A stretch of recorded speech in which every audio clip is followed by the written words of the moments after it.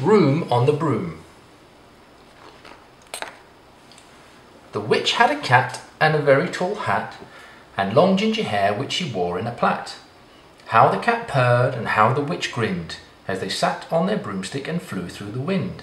But how the witch wailed, and how the cat spat, when the wind blew so wildly, it blew off the hat. "Down!" cried the witch, and they flew to the ground. They searched for the hat, but no hat could be found. Then out of the bushes on thundering paws there bounded a dog with the hat in his jaws. He dropped it politely, then eagerly said, as the witch pulled the hat firmly down on her head, "I am dog, as keen as can be. Is there room on the broom for a dog like me?" "Yes!" cried the witch, and the dog clambered on. The witch tapped the broomstick, and whoosh, they were gone. Over the fields and forests they flew. The dog wagged his tail, and the stormy wind blew. The witch laughed out loud and held on to her hat, but away blew the bow from her long ginger plait. "Down!" cried the witch, and they flew to the ground. They searched for the bow, but no bow could be found. Then out from a tree with an ear-splitting shriek, there flapped a green bird with the bow in her beak. She dropped it politely and bent her head low, then said, as the witch tied her plait in a bow, "I am bird, as green as can be. Is there room on the broom for a bird like me?" "Yes!" cried the witch, so the bird fluttered on. The witch tapped the broomstick, and whoosh, they were gone. Over the reeds and rivers they flew. The bird shrieked with glee, and the stormy wind blew. They shot through the sky to the back of beyond. The witch clutched her bow, but let go of her wand. "Down!" cried the witch, and they flew to the ground. They searched for the wand, but no wand could be found. Then all of a sudden, from out of a pond leapt a dripping wet frog with a dripping wet wand. He dropped it politely and said with a croak, as the witch dried the wand on a fold of her cloak, "I am frog, as clean as can be. Is there room on the broom for a frog like me?" "Yes!" said the witch, so the frog bounded on. The witch tapped the broomstick, and whoosh, they were gone. Over the moors and the mountains they flew. The frog jumped for joy, and the broom snapped in two. Down fell the cat and the dog and the frog. Down they went tumbling into a bog.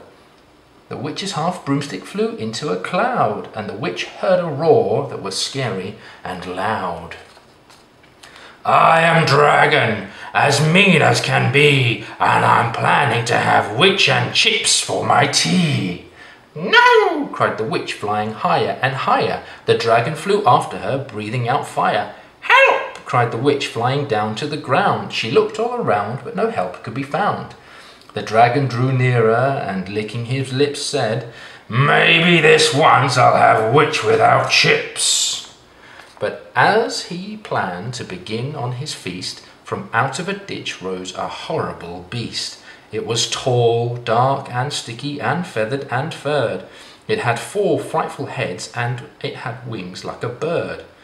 And its terrible voice, when it started to speak, was a yowl and a growl and a croak and a shriek. It dripped and it squelched as it strode from the ditch, and it said to the dragon, "Buzz off, that's my witch."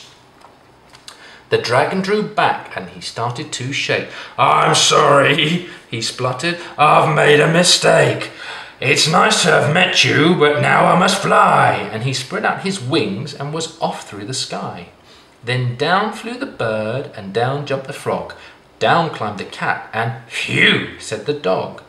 And "Thank you, oh thank you," the grateful witch cried. "Without you I'd be in that dragon's inside."